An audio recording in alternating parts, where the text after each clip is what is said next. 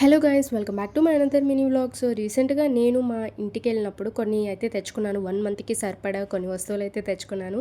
అవి సింపుల్ వ్లాగ్లో చూపిస్తున్నాను అనమాట. ఫస్ట్ అయితే మా నెల్లూరులో ఫేమస్ అయిన మలై కాజా స్వీట్ గురించి చెప్పాలి. ఇది నెల్లూరు గురించి తెలిసిన వాళ్ళకి ఆల్మోస్ట్ ఈ స్వీట్ గురించి తెలిసే ఉంటుంది. ఇది అంత ఫేమస్ అనమాట. అక్కడ మా ఫ్రెండ్స్ అడిగారని చెప్పి తీసుకొచ్చాను. ఈ బాక్స్ వచ్చి 11 పీసెస్ ఉంటాయన్నమాట.